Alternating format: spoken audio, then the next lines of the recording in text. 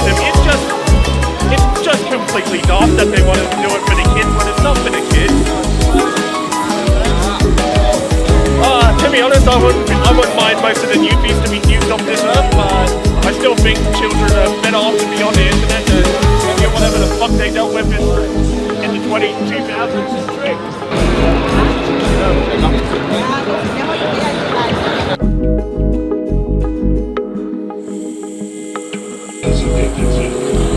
They want to shut David down. They've distance.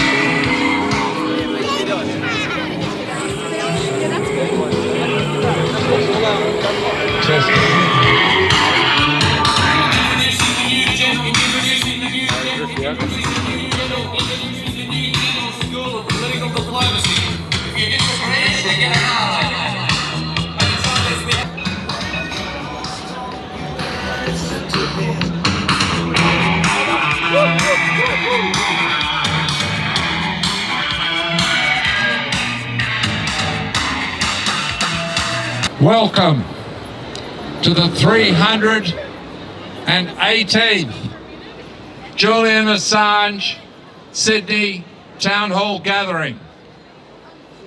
Our Premier says the first responsibility of government is to protect the people.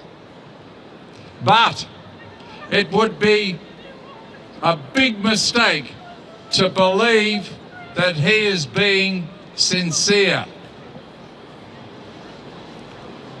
The track record of all our governments mean that we need to take responsibility for protecting ourselves. With all of the attacks on free speech we have witnessed in recent times, it is clear our governments don't want us to speak freely.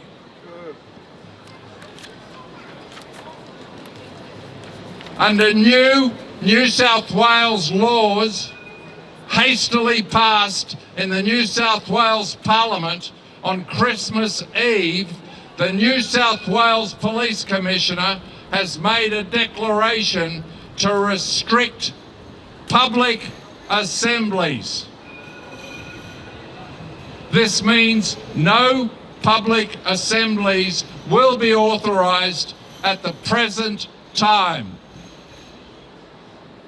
Anyone participating in protests that obstruct traffic and pedestrians may be considered to be breaking the law. You might feel defeated by this, especially if you believe in democracy, but you shouldn't.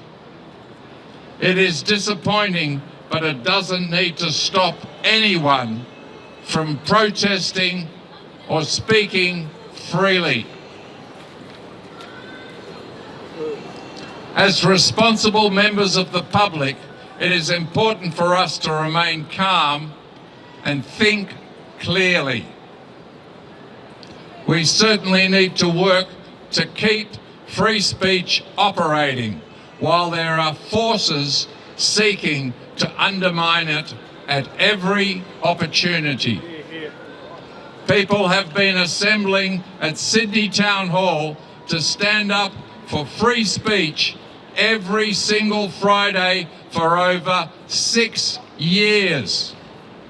During that time, our assemblies have almost never been authorised because they don't need to be authorised.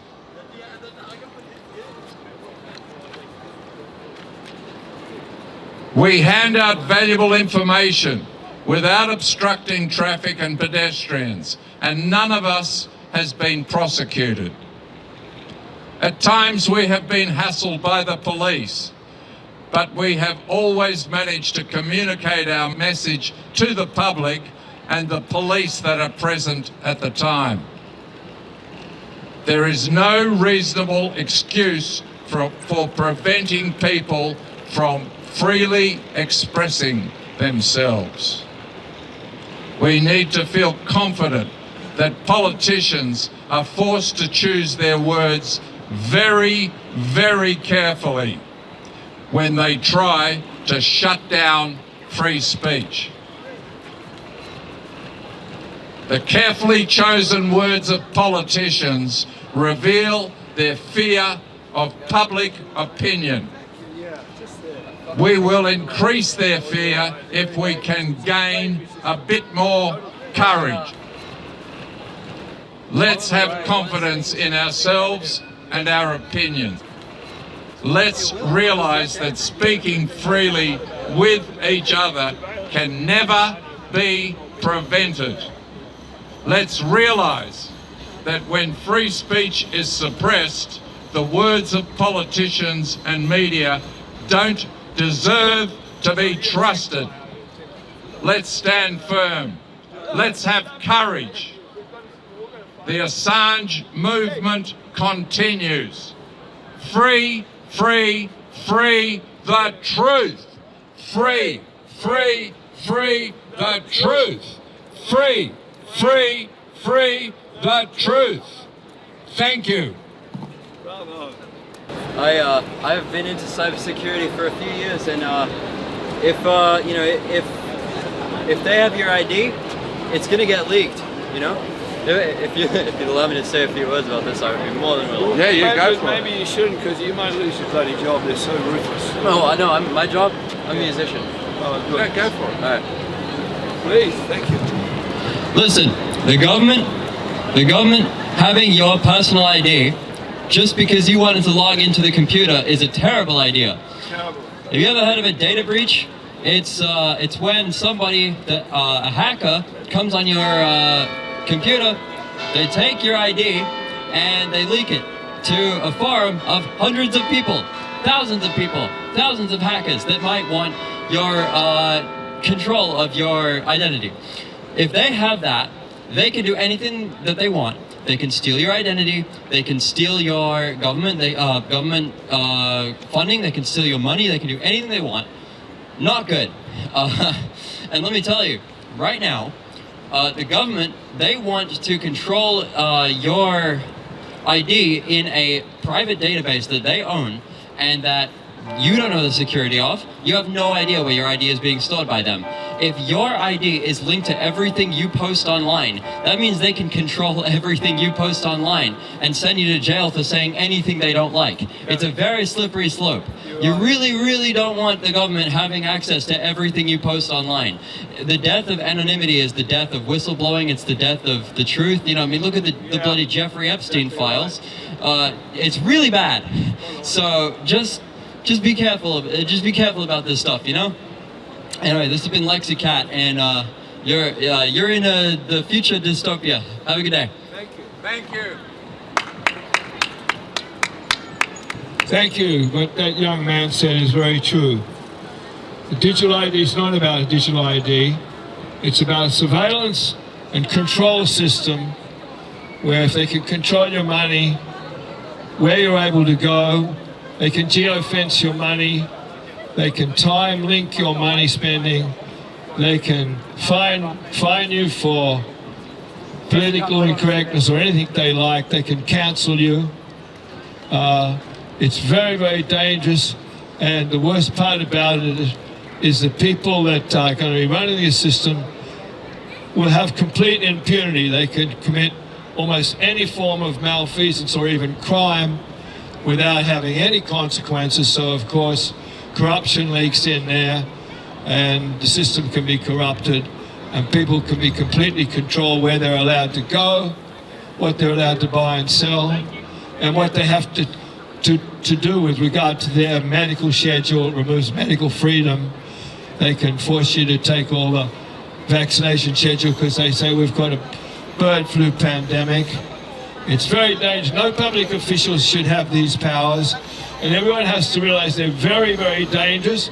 They're trying to do it very, very quickly, and we all have to be aware of it and say, no way, we're not going to comply.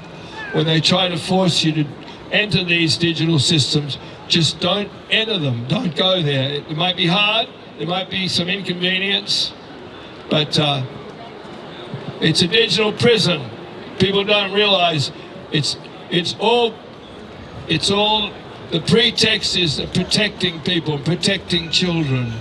It's not about protecting children. they want to protect children from pornography, they should make it illegal. They should fine the people that give the children access to it. They should ban people making it. In fact, my opinion, they should be putting people that make it in prison. I think it's the most terrible thing, but, you know, at the end of the day, that's the pretext. The pretext is protection and safety. It's not about that, it's entirely about control. And once they get full control of everybody, total control with digital ID, total control of everyone, rest assured you will be in a slavery system. You'll do whatever you're told to do, as we've seen so many times before in dictatorships. So stand up against it. It's very, very dangerous. Come join us Fridays afternoons. We want everybody to know that we have to have accountability and we have to have free speech, because if we lose free speech, we lose everything. There's nothing to protect the people if they can't speak freely and communicate freely and expose the crimes of other people, even public officials. The only thing we have to protect us at the end of the day is free speech or violence, and we don't want violence. We're here to stop violence. The whole purpose of this gathering is to stop violence all over the world, bring back sensible law. We're here for human rights and justice, because they are very, very important, and you haven't been taught enough about them when you went to school. But if we don't have human rights and justice, we have nothing to protect us from tyranny. So rest assured, we should all take it very seriously. Thank you, everyone. Thank you, Billy. Under what terms will it be taken?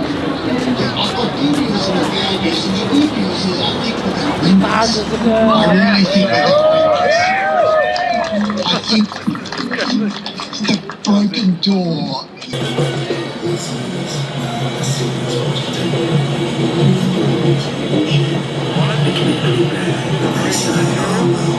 National security.